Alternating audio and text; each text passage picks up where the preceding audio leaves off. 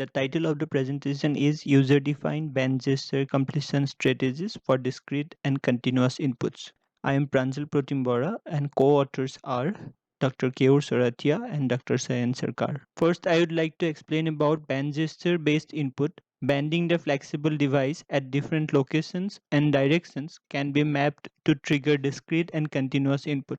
If we check the intermediate states, we can take advantage of these states or any one or multiple states to trigger discrete or continuous inputs. First, about discrete input using band gestures. As you can see here, when the user is bending and have crossed the threshold, the audio pauses, and when the user is bending again and cross the particular threshold, the audio starts to play again.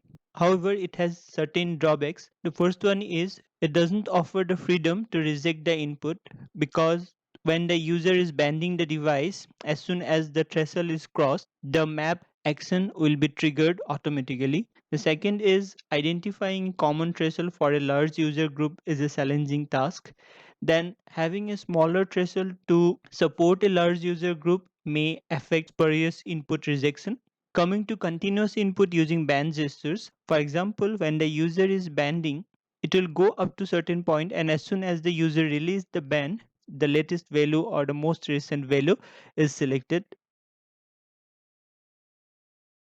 However, it also has certain drawbacks. The first one is it doesn't offer the freedom to reject input. As soon as the user releases the band, the latest value or the most recent value is selected. It doesn't allow bidirectional manipulation of the continuous output parameter, and the most recent degree of band gets confirmed, or the value mapped to the most recent degree of band is confirmed as soon as the band is released. To overcome these drawbacks, we have conducted user study and reported in this paper.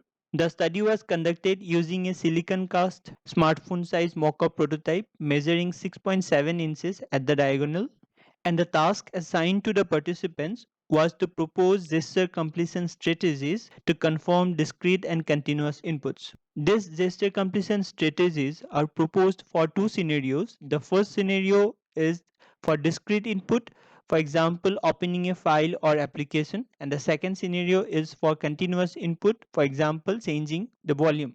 The procedure followed in the study started with a training session. We had two training sessions. The first training session was conducted 1 week before, and the second training session was conducted on the day of the study.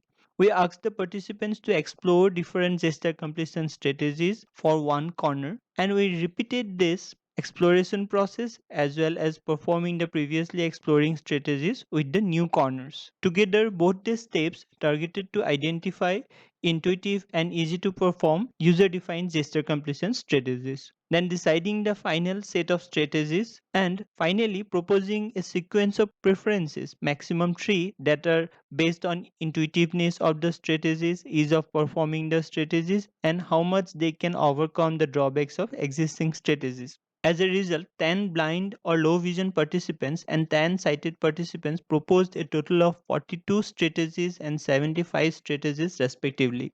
We used the participants' verbal feedback and the demonstrations to identify functionally equivalent strategies. We found that there are four unique strategies proposed for discrete input and three unique strategies proposed for continuous input. First, the on-hold strategy for discrete input.